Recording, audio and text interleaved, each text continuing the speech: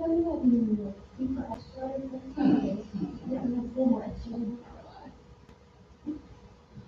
you're buying.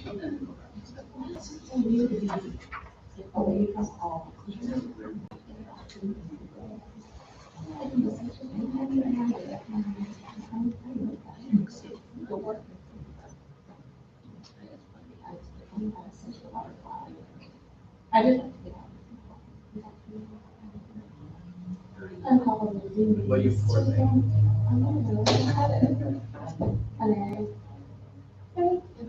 We're doing pretty good with that.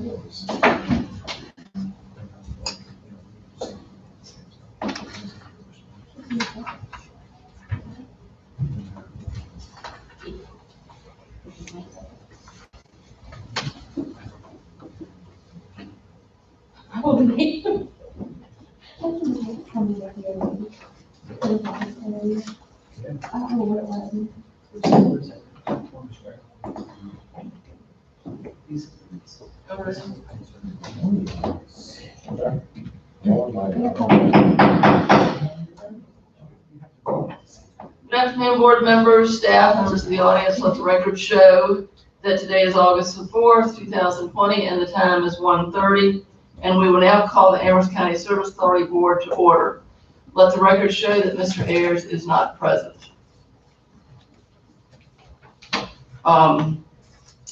Is there anyone here wishing to speak? Anyone here wishing to speak for a citizen comment? Yes, ma'am. Come forward and give us your name and address, please, right here. And just push the little button and that will turn the mic on. It's on. It's on? I'm Debbie Hagel, the Executive Director of Amherst County Habitat. The address is P.O. Box 1397 Amherst. I'm here to request extension of the sewer on Berkshire Place on Ivanhoe Forest. We have had 3 lots donated to us on Berkshire Place, and it does not have the capability of sewer. Thus, the lots are not buildable as far as 3 homes probably, because it's not room for water and septic. This is a big deal to Amherst Habitat. We have capability of getting grants that if we build 3 homes at one time, we can get additional monies on our grant. So. Well, that is a big deal, and thank you for bringing that to our attention and informing us of this. Do I see Mr. Rogers? You're aware of this, and so staff can pursue and see what we can do. And Mr. Hopkins, you'll certainly look into it, see if there's anything we can do. Or yes, ma'am. That's what that sketch is for. Okay. And if we could use the monies that have been set aside for the extensions into, extensions of sewer into developed areas. There are at least 10 homes there that are on drain fields right now that we could pick up in addition to the 3 new homes for Habitat. So I was looking for some direction from the board as to whether or not you wanted me to pursue this. All right, thank you, we appreciate it. Board members, do you want to go ahead and put this on the next agenda, as an agenda item? Yes, but I have some questions right now. Okay.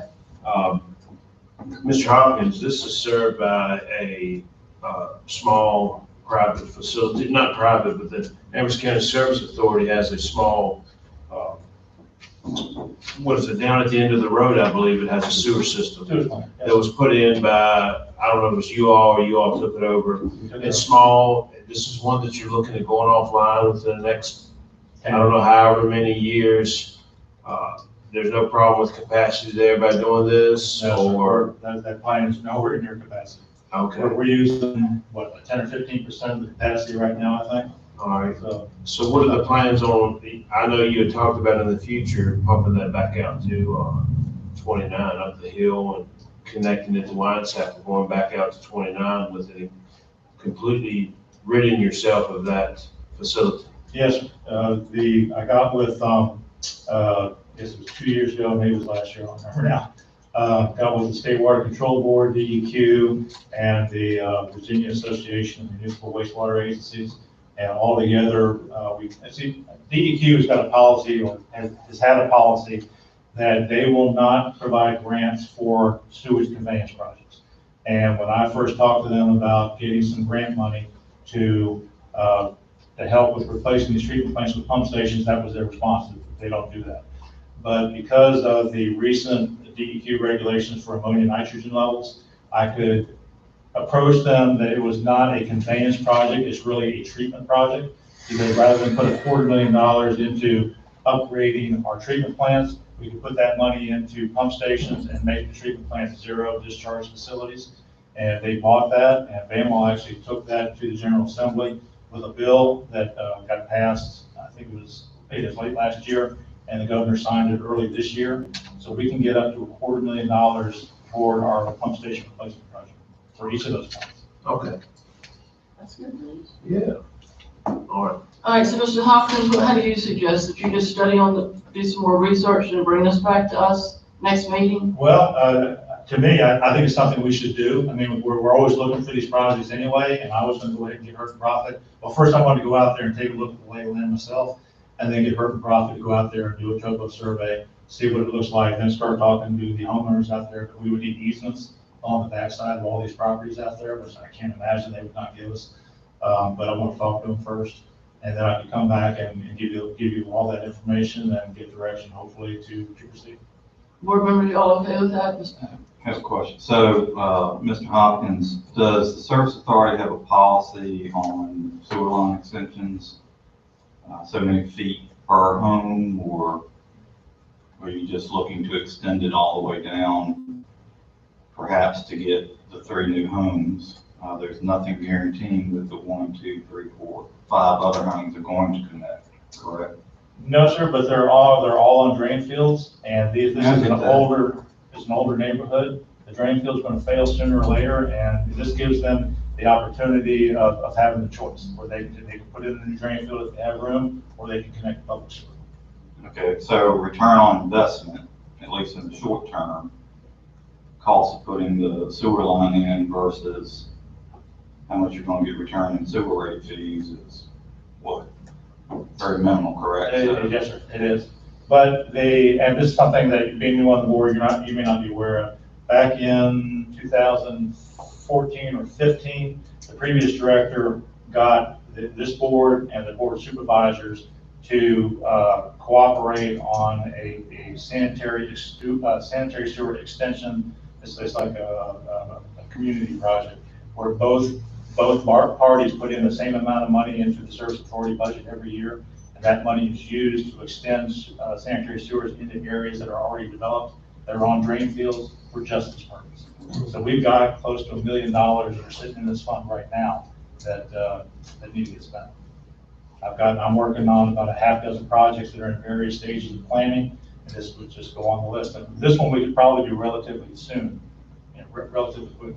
So you're saying that the county service authority has set money aside for this type of project, regardless, okay, under the premise of, basically providing sewer to unsewered areas. That's correct. Thank you.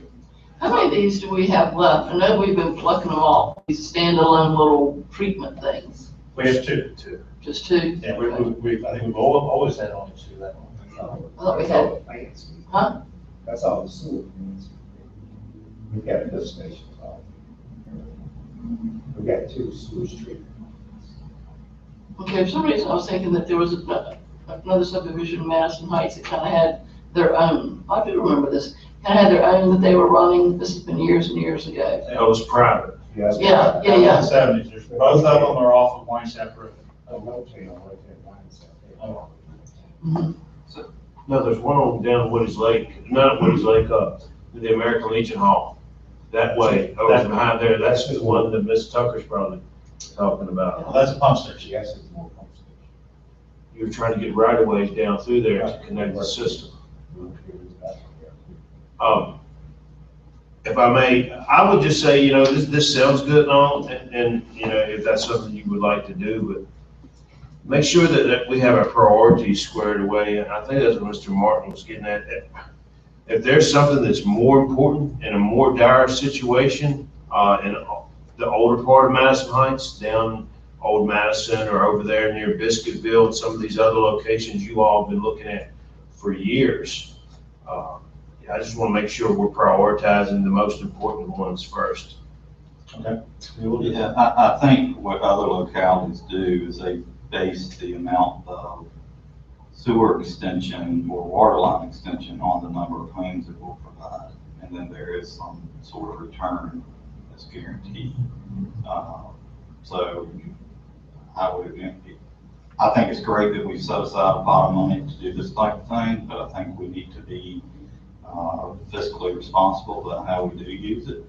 The main reason I brought the concern up is because still, every meeting that I've been to, we're still in the red, right?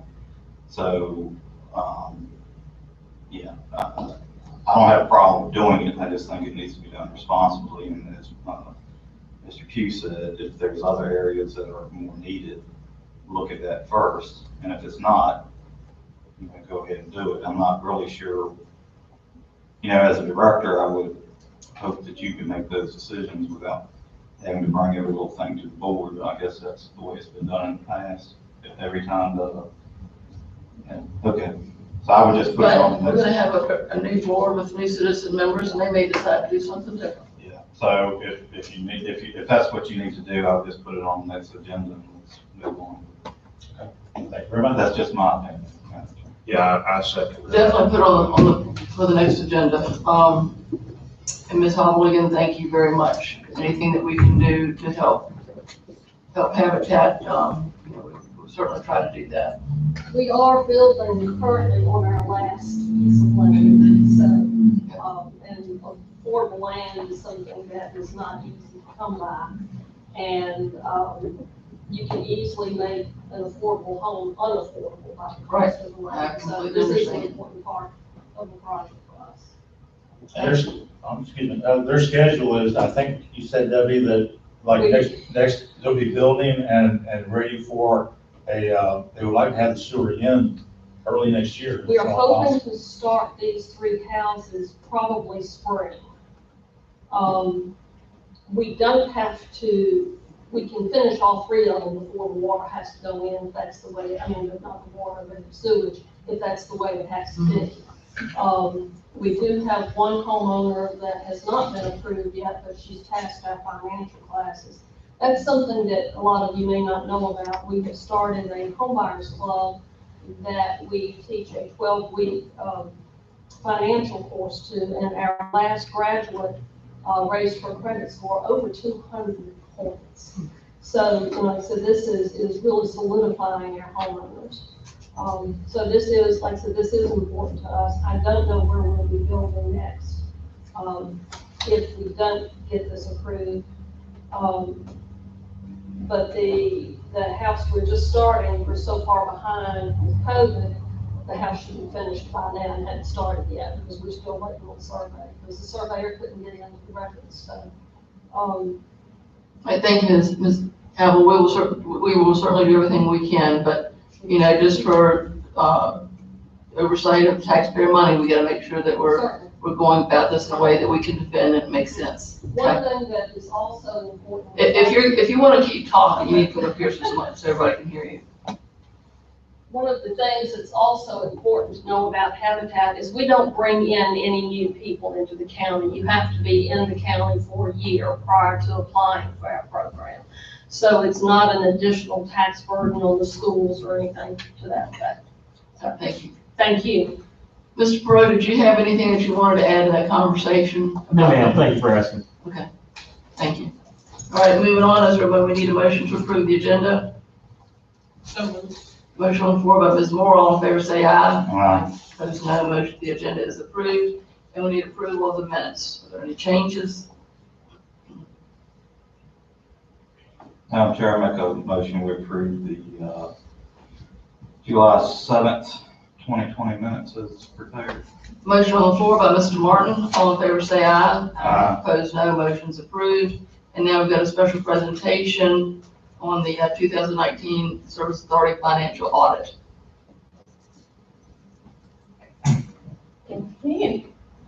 Good afternoon, how are you? I'm fine, how are you? Good, thanks. For those of you who don't know me, I am Susan Chapman. I'm a director with Brown Edwards and Company. We have been doing this Service Authority audit for 6 years now. Yes, this is the 6th year. And I've been involved in the audit throughout the entire process. I also work with the county on the county's audit.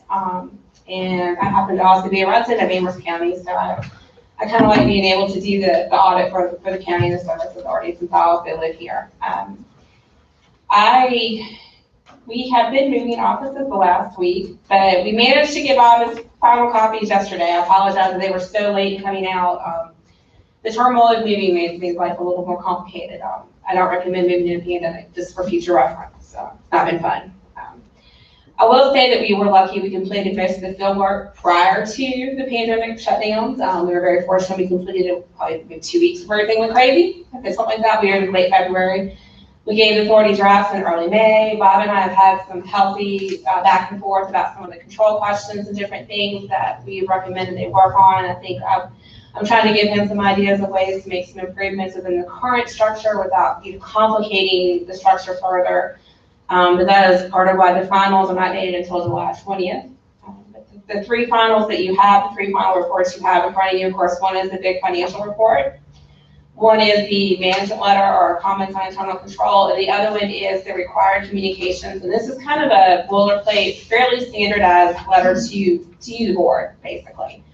I will not read through these, I promise. I'm just going to point out a couple of key things so that you can find them for future reference. And if you think of questions after I'm not here today, please feel free to reach out to me. I didn't bring business cards. Again, they're somewhere in a box in the bag. I forgot to grab some, but Bob knows how to hunt me down. He can certainly give you my contact information, and I'll be glad to get back with anybody on any questions that they have. But I will kind of point out a couple key things. From your financials, you have an unmodified opinion on the financials, which is actually page 1 and 2, which is several pages in your financial report. And a lot of the language of the opinion, of course, is very standardized. This is what we're required to put in there. But we do have an unmodified opinion on the financials, meaning we think they're materially correct. They're not absolutely, we can't tell you they're absolutely correct because we don't audit every transaction. We would never leave. The audit would never get finished. There's just too many transactions that happen in that manner. I know, and I heard Mr. Martin mention it a minute ago, actually, the authority had been in the red for a good chunk of the year. I will say from looking at the 18 and 19 financials, if you flip to pages 4 and 5, the 2 years were fairly consistent. Now, of course, the training center has closed and some other things have happened with 2020 that I'm sure have upset the budget and the plans and things. But 2019 and 2018, both, if you look at pages 4 and 5, did not show that same upheaval. But I think that was probably expected with the training center closing down for 2020. The numbers are pretty consistent from year to year. A couple of things I will point out is that you have positive operating income for both years if you look on page 5. And that operating income doesn't take into account interest expense, connection fees, capital contributions. The capital contribution amount for 2019, the $236,000, actually references the money that the county gave to the authority for those sanitary sewer projects that you were just discussing a few minutes ago. 2019's contribution amount was at $236,000. The number for 2018 is much bigger because there was some funding related to the Riverbank Stabilization Project with the Army Corps of Engineers, and that increased 2018's contribution. But that was a non-cash contribution that was just the contribution of the authority, the engineer's time and assistance in the project. We had to value that. The Corps actually values that, and we recorded the asset based on how they valued it. But that's what the 2018 large capital contribution is for. Overall, the authority has had a stable couple of years on paper in terms of the final end results. That doesn't change your up and down and your upheavals during the year. They've done standard rate increases every year, which have helped mitigate some of the losses of other things. You haven't had a lot of large, unexpected projects. You have maintenance ongoing, you have different things that happen, but it's all been fairly well planned, or you've seen coming. You haven't had a lot of crazy upheaval to really upset these numbers in the last couple of years. That's why they look pretty stable year to year. I will say that while revenues have been generally flat, and that is a positive in some respects, that can also be a negative if you are trying to set aside funds for future projects. So you want your revenues to grow a little bit. They haven't grown a whole lot. Of course, you've had some shrinkage in some areas. So being flat and stable is good if all you're trying to do is maintain the status quo. But if you're trying to expand or grow or improve things, being flat is sometimes not a positive. And I think just listening to some of the conversations about some of the things that you were doing, there could be an area for concern if you start spending down a bunch of your money you reserved back and you're not building in ways to put that money back. So from a standpoint of flat revenues, I will point that out. At the very back of the report, I want to talk a little bit about the findings and controls. This is what I've had the most conversations with Bob about this year and probably last year too. So on page 41 is our schedule of findings and responses. And we have the same material weaknesses we've had the last few years. Some of that is the nature of the authority. You have limited staff, you have limited people available to do things. Some of that is nature of the systems in place. And some of that is just nature of how some things operate on the county side as well. I will say these material weaknesses are not there because we think somebody is doing wrong, but because there are holes in the processes and controls that could potentially give somebody that avenue if they so chose. And so as auditors, we're required to point that out, even if we don't think anybody currently in place is doing something wrong. We still need to point out what's out there so you, the board, are aware of those controls and those holes in the control processes. Inventory is one of those things that, Glenn is very heavily involved in. He does the ordering, he monitors it. I have no doubt Glenn's a very ethical guy. I don't think he's stealing anything from the authority. But if Glenn's not here and somebody else is in his role, that person would have the same access. Maybe they're not as trustworthy. So that's why we point out these control things, not because we think somebody's doing something or we've seen something, but because we want to make sure you're aware of what those holes are. The same thing with segregation of duties. This comment here on the authorities in particular stems primarily from how the checks are currently printed on the county side. And I know we've talked about that on the county audit as well, but because the county prints the authorities checks, that carries over. I will say that having the county print the authorities checks, however, prevents other comments from showing up in this report.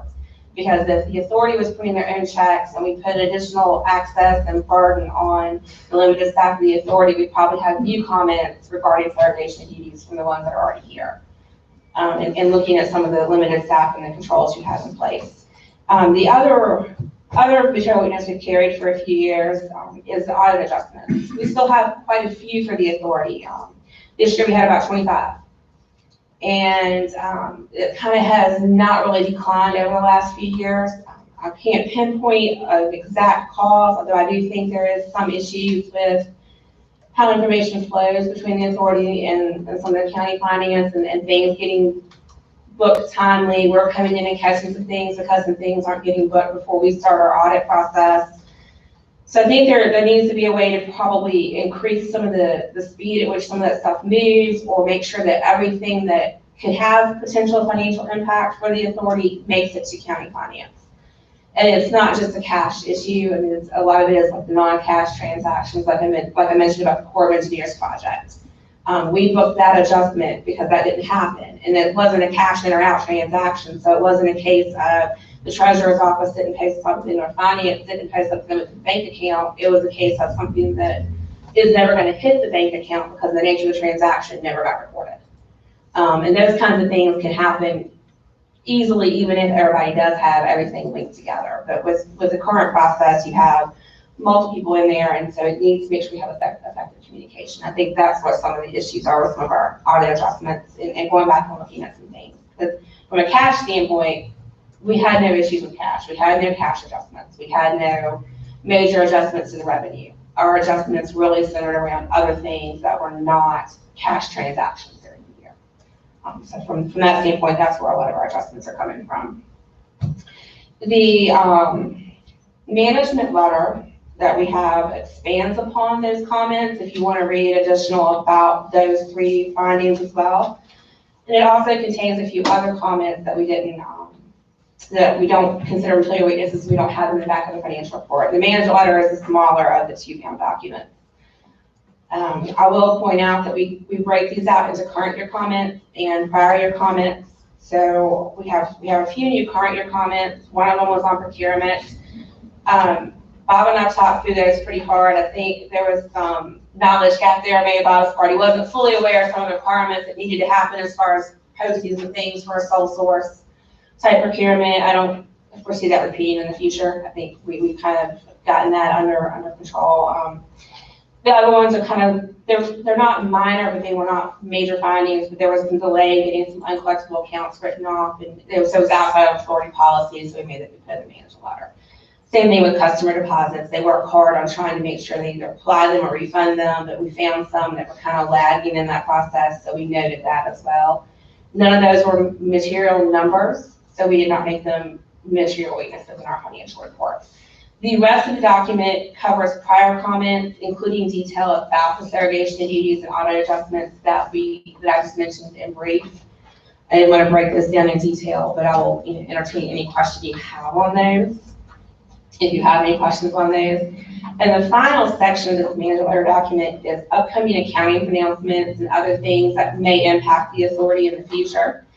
The biggest one that's out there right now is probably leases, because you have some cell tower leases going on. However, GASB, because of the COVID-19 pandemic, has delayed implementation of all new standards for a year, so now you have an extra year to get ready for that one. So we'll work with Bob on that as it gets a little bit closer.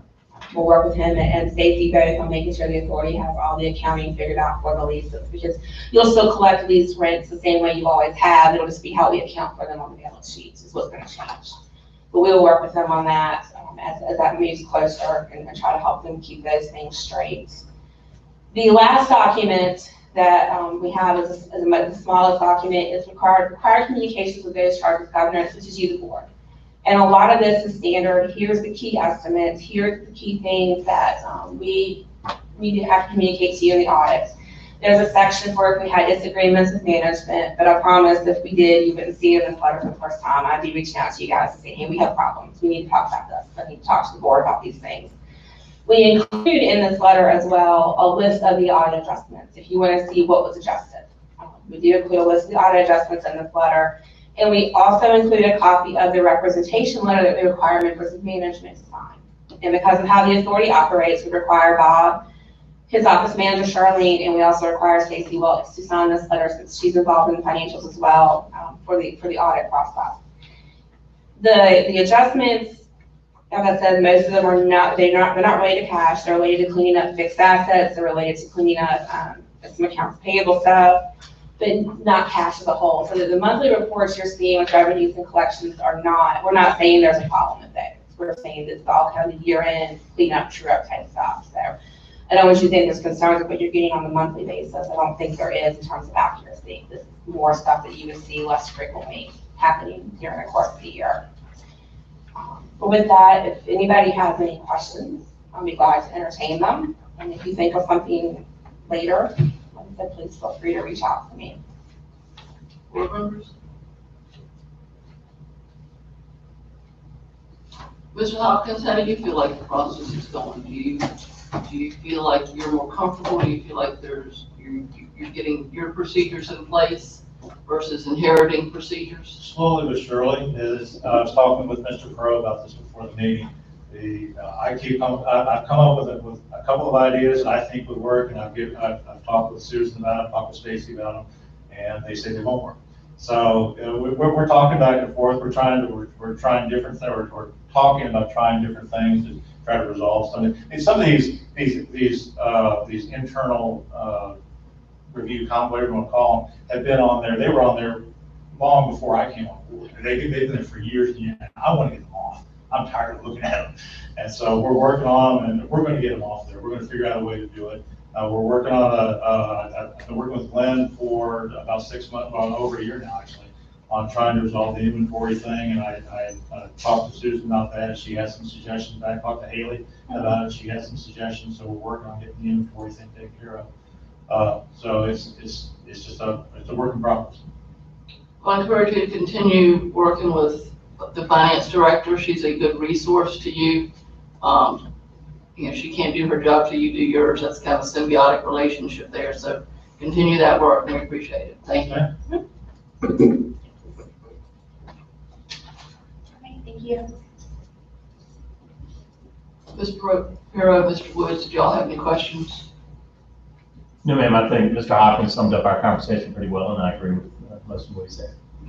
Mr. Good Woods? offer sends to you gentlemen as well. I know you're going to come forward. If you have questions you think of later, please feel free to reach out to me. I don't mind. Susan, did the original of that letter ever come in? The mail showed up as I was leaving the office today, so I don't know the answer to that question yet. Okay. But they're supposed to let me know if it showed up. All right. If not, I will get back to you. Okay, yeah, I'll walk this one down. No problem. All right, we'll move on to the monthly financial report. Thank you very much. We've got another special presentation, and we've only got about a half hour left before I know we want to wind this down. So what I'd like to do is just take you to the second page of the staff report. And there's a chart on there that'll give you kind of a halfway through the year update as to where we are in revenues. And it's going to segue into the special presentation by Davenport. And what you're going to see is that you've got the 6 columns are for the January through June monthly financial reports. And I've got categories in there for water and wastewater and total revenues and everything else. And if you go from left to right, starting in January, you're going to see that about March and April, the deficits kind of peaked in both water and wastewater. But since March and April, they're dropping significantly. I'm thinking if it keeps going the way we're going, by next month or the month after, we should be out of the red when it comes to water. And certainly by the end of the year, we should be back in positive for everything if things keep going the way we're going. Sales are picking back up. The new services are still going really strong. And so I think we're doing fairly well. We're going in the right direction. And I'm just hoping that we don't get hit with some kind of relapse like some of the rest of the country is seeing. If not, then we should be in pretty good shape by the end of the year. All right. Board members, any questions? Thank you, Mr. Hopkins. And next we'll move on to the special presentation. Okay, well, like I said, that what I just said segues into the special presentation. A couple months ago, you all adopted or accepted an extension from DCR of the dam improvements project of 1 year. And that all came about because of my concerns with, in January, February, and March, the revenues seemed to be dropping quite a bit. And I was concerned that the pandemic was really going to hit us and really cause a problem for us. But with the last 2-3 months, things are starting to pick back up. I've been talking with Mr. Taylor and Paul Jacobson with Sands Anderson, the bond attorney, and some of the other folks on their staff. And I think we're in a position where I would like to entertain or suggest that we go ahead and proceed with the financing of the dam improvements project. I mean, you heard Profit is already starting to work on the design. They're not going to be billing us any, like we talked about before. There's been no invoices on their work until next year. So we're okay there. The revenues are picking back up, and the rates have actually, RT, correct me if I'm wrong, but the rates have actually dropped since we were going to apply a few months ago for the bonds and loans. And one of the concerns that we have, or that they have especially, is that the rates may go up. But if we don't do it now, the rates may go up next year. So, and with that, I'm gonna turn it over to RT, but what we're looking for here is to get, give you all an update as to where we think we are, get your all's questions answered, and see if we can get a consensus that we proceed with the financing of this project now. RT?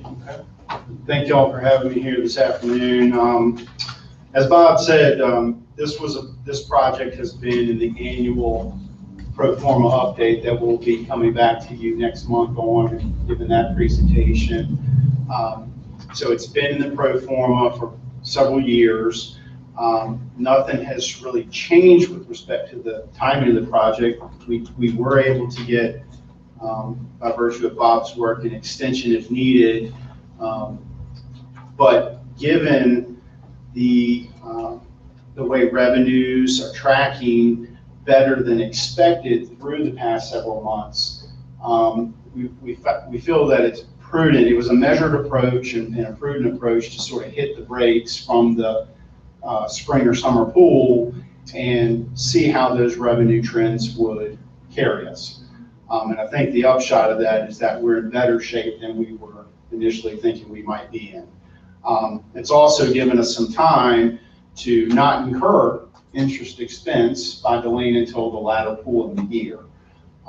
The fall pool will price, call it late October, October 28th. It wouldn't even close until mid-November, November 18th. So that's the October date is when, if you were to proceed with the fall financing pool through Virginia Resources Authority, that's when your rates would be locked in. And as Bob said a minute ago, we've seen a fairly precipitous drop in interest rates, even from just a few months ago, anywhere from 25 to 50 basis points, depending on where you are on the curves. So I think what we would be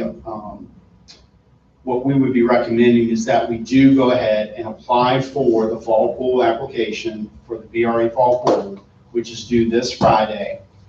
We did do some preliminary coordination to check with VRA staff to see if we could make it streamlined and that we could carry forward the application we've already submitted to them, and just so we don't have to rework the wheel or delay potentially submitting that application for consideration in the fall pool. And basically the memo that you have in front of you speaks to the new money piece. We did add a little blurb there just so you're aware that we are looking at a potential refunding as well. With rates so low, you do have some debt out there that could potentially be refunded for cash flow savings, not extending or pushing off the debt. It's truly match maturity, get some cash flow debt service savings by virtue of lowering the interest rate. And with that said, I'd open it up to questions from y'all to see if you have any thoughts or questions regarding moving forward through the fall.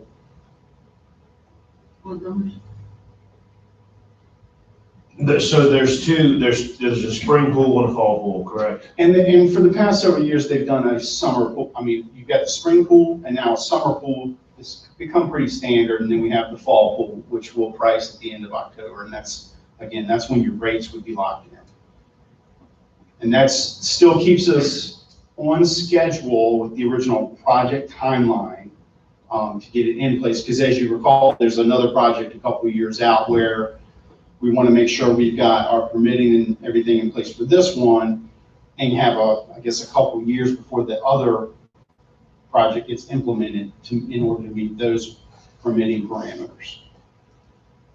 So the actual rate you will receive, when will that be locked in? It's going to depend upon the rate in September or November, or whenever you said those. October 28th is the tentative bond sale date for the VRA's fall. So that would be that's right. They go out into the market. VRA, the state program, goes out into the market and issues bonds to public investors, and that's when that date is when your final interest rate is known. So we've got a few months. At some point, you'll have to say, I'm in or I'm out. By submitting the application this Friday and putting your name in the hat, keeping your place in line, however you want to put it, pulling your ticket number. You reserve your place in line. You're not committing to participating yet. there's a drop dead date effectively when VRA wants to know, because they have several pool participants and they need to know who's in and who's out at some point. And that's typically on September 25th. So you'll see on that bottom of page 1, VRA key date, local approvals due from pool participants. Okay, so we'll be back here September 1st, Bob, for to present the annual pro forma update that we do for y'all. We'll walk through that, and I guess at that point, we could further discuss, or that's the meeting Paul was thinking we would take action for the refunding and new money components. And the reason why we were thinking that you would adopt resolutions if you plan to proceed is that keeps us in front of that September 25th date that VRA requires to know by without you having to call a special meeting, because you meet once a month. If for some reason we get to September 1st and you say, you know, I don't know quite yet, we'd like to see it a couple more weeks, see what rates are doing. Let's say rates move away from us. We want to gauge how much they're moving away from us. Does it still make sense? I can't imagine we move away from 60-year lows, but anything can happen, as we've seen over the past couple months, right? So I think we should be in a good mode, and the markets have normalized as of today. We know sort of where we're heading, and we can track it with a measured approach, but we would expect to get action maybe by September 1st meeting. But again, it's up to y'all if you want to maybe call a special meeting and coordinate with the county as well, because they'll have to take action too, because they adopt support agreements with respect to your debt. Okay, so they're the ultimate backstop to the authorities. Yes, your revenues cover the debt you're incurring, but ultimately the county has support agreements in place for your debt. So they would have to take final action as well before that September 25th date. RT, is there any reason if we're taking it to this board on 1:30 on the 1st, could the support agreements for the moral obligation not go to the board of supervisors at that afternoon's meeting? I think that's the plan. Okay. I think that's, your bond counsel, Paul Jacobson with Sands Anderson, has mapped that out in trying to be efficient and coordinate. We've started recirculating the draft resolutions from earlier this year when we hit pause, just to make sure things were going to track the way we wanted them to. And in the meantime, again, Bob's bought us some time and flexibility from, you know, the what is it, DNR? DCR folks, in case we needed it. But based on what we're seeing, the revenues are tracking such that we're still in good shape and can bring this online at, again, very favorable interest rates. Mr. Woods, Mr. Perro, y'all will inherit this, whatever decision we make, so if you've got input, let's hear it. We would like to hear it. I just have a quick question, that's all right, I'm sure. You talked about refunding. Is that the VRA loan at 5.1% for 2.4 million? Is that? That's the 2012s that are currently with VRA, and yes, those are the ones we're referring to, and that I believe you're referring to is the coupon that's outstanding, 5.1%. Yes. That's right. So refunding that. Any chance of improvement on the BB&T 2017 bond? We're looking at that as well. We actually refunded 2 components out of the VRA pool previously. It was the 09s and 10s partially with that 2017 BB&T refund, but that's all a part of the analysis. So, Madam Chair, my only concern is the source of funds for debt service going forward in light of long-term revenue forecasts. So, to address that, what we're bringing back September 1st is what we do annually for the authority. We take all the numbers, look at historical trends. We've been projecting, I think it was brought up today about the training center dropping offline. That's been factored in as a step down over the past several years. We factor in current operating expenditure trends as well as revenues, and those stable rate increases that were referred to as well are part of that whole planning model. So that'll be incorporated as part of that. Additionally, we keep, and you'll see the line items, we keep a placeholder and show how we're layering in potential new debt service. So the debt service we've been planning on, or the project we've been planning on, has always been incorporated in there. So is it affordable? Yes, that's what we actually presented back when we were going forward with the financing earlier this year before it got hit on pause. We'll be able to readdress that and show what the updated structure would look like. So, Board members? So, Mr. Hopkins, my understanding is this is a mandated project, right? Yes, And it's roughly 4.7 million. construction was yes, sir, just under 5 million. But we're looking at borrowing, to have enough of a cushion in there. I think if I remember correctly, $6 million is what we're looking at. up to, so the way it works for VRA, okay? You might adopt a resolution that says we're going to issue bonds up to a not to exceed par amount, because you, by virtue of legally, you have to sort of stipulate what you're going to fund up to. If your project size, for round numbers, is $5 million, and VRA goes out on October 28th to sell those bonds, and depending on the appetite of investors where they want the coupons to be, whether it's 5% or 2%, it just depends on who's buying the bonds. The investors might want the higher coupon, even though rates are lower, and decide to give you a premium. So you would have to issue less bonds to get that same 5 million. Alternatively, if they're looking for a lower coupon that's less likely to be called or refunded away, they might look for a lower coupon, even though we got higher interest rates, and give you and try to get it at a discount, which means you've got to issue more bonds. At the end of the day, you're only going to pay a set interest rate. Either approach is going to yield roughly the same results. It's just a matter of how you get to that project fund and how you get to that interest rate. So that $6 million number is sort of a cushion, if you will. The authority is not going to issue any more bonds than it needs to get to your project amount. Call it $5 million for round numbers. Okay? And the other part of that that's been incorporated in here is the structure, so that during the construction period and as your other debt folds off the way it's structured into the pro forma, we may capitalize some of that first 6 or 12 months interest, whatever bond counsel tells us we can. But if interest rates are so low right now, does it make sense to refinance other bonds that we have outstanding? That's correct. And Mr. Perro, What you were referring to? that's what he's asking, which ones we're currently considering.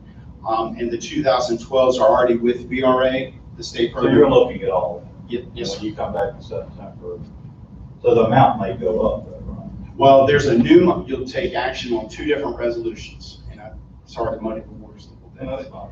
One resolution will be specific to the new money piece. So that's additional debt that the authority will be issuing.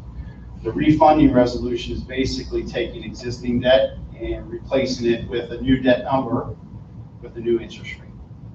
Right. Okay. And we would potentially set the parameters in there such that everybody understands and approves that we're going to only do the refunding. VRA will only execute on the refunding component if it hits our desired parameters. So that all makes perfect sense. And the other thing that you're telling us is that based on the projections you're seeing in our revenues, we'll be able to fund this debt service. Correct. Okay. Thank you. All right, board members, your motion. What is the motion? I make a motion that the ACSA board direct the executive director of the ACSA financial consultant to proceed with the financing of the subject project as described. Motion on the floor by Mr. Pugh. All in favor, say aye. Aye. Opposed, no. Motion passes. Thank you. Thank you. Thank you, Ms. Hopkins. Thank you very much, appreciate it. Old business? We're running a little short on time, so I'm just gonna hit the highlights instead of going through all this stuff. The Woods Lake Road project, the contractor had it almost, well, by now, he's probably had over 1,000 feet of water line in. So he's moving right along. He's actually making the connection, he's doing it in sections, and the first section went from the second Walmart entrance down to Trojan Road, and they're actually making the connection of that section to our existing water system now. They actually cut the pavement this morning when I went by there. So by the end of this week, they should have that in mind. If you look at the other attachment to the board packet, that is our second community newsletter, which was delivered this past weekend. And that's got, on the back page, you'll see an update of the schedule. So I'll give you an idea. And we're getting this from the contractor every week. So that's where he thinks he's going to be over the next month. Phelps Road School, the water line is completely installed. We've actually got it full of water. It's being disinfected and being pressure tested right now. I've informed Mr. McCormick, and he seems to be a very happy camper about that. I'm hoping you go by the school, and when you just look inside from the road, it just doesn't look like there's a lot going on, but he's still expected to be pre-leasing this fall. So, but anyway, but the water line is almost ready to go. We'll get samples after in another week or so and send them off by the middle of this month. We should have an operational water line, and we're waiting for them to put the firewall in so we can do the water service connection and the sewer connection also. But real quick, Mr. Hopkins. Sir. I hate to interrupt you. I rode down by there the other day just to look at what was going on, and I believe they had just shot the bore. That was bored, correct? Yes. Yeah, that was pretty interesting because it came out, you could see where they were doing it. You didn't have to tear up the road or the sidewalks or nothing. You bored completely under all that. Well, that was the thing when I first took this to VDOT during a DRC meeting, I guess about a year and a half ago. VDOT's response was, what I really originally wanted to do was dig up and replace the existing water line, which is underneath Phelps Road. And their response was, if you do that, we're going to require you to repave Phelps Road sidewalk to sidewalk from South Amherst Highway to Center Street, which is probably more money than just putting the water line in. I said, well, that's stupid. I'm not going to do that. So we did it this way, and I think the bore actually, it was less than $20,000. So we saved a ton of money, and of course, we use our crews to do all the rest of the work. And we're about ready to go. That's pretty interesting technology. It is. It's fun to watch. These guys do a real good job with it too. Let's see.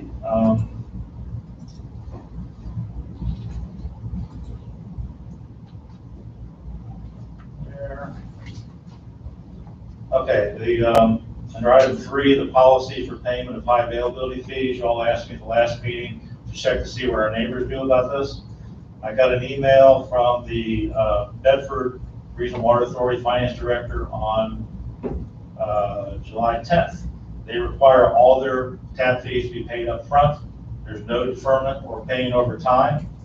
And the county EDA occasionally assists with those fees if they've got a particular project that is very desirable in the way of taxes or jobs or something like that. Campbell County actually does a little bit different, and it makes it real simple for the county. The county pays all their availability fees for all commercial and industrial development. County pays for it, not the service authority.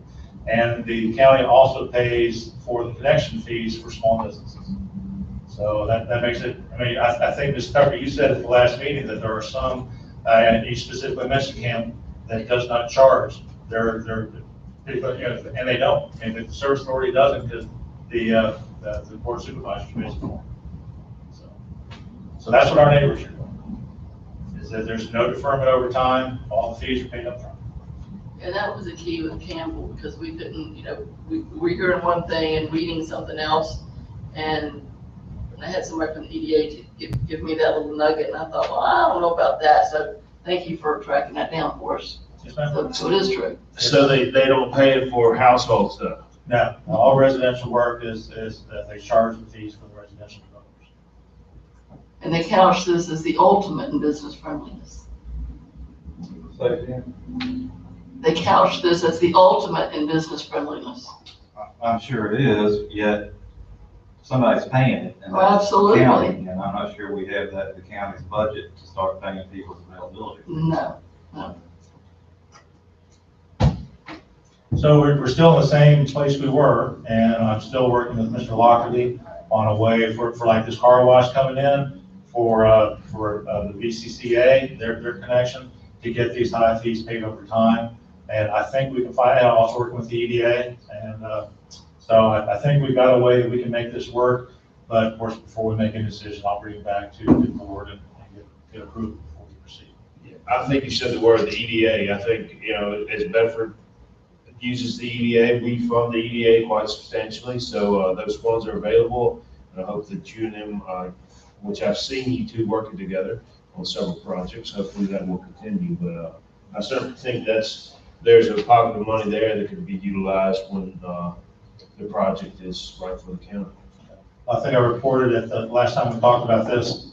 What I'm working on is a situation where the fees are charged, they're charged to the developer, paid over time, but we've got an agreement with the EDA, and I guess the EDA would have an agreement with the developer also.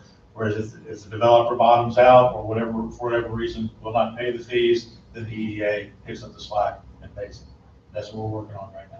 Yeah, they're working, because they had to do an ordinance change with Lockerbie. Right. To make sure that they could get the correct lien on the property. Correct. Okay.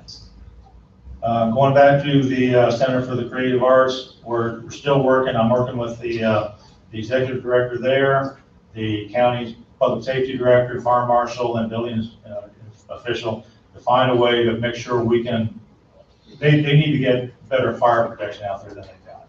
And especially after when they disconnect from Sweetbriar. Of course, they're on Sweetbriar's water right now. Sweetbriar wants to disconnect them.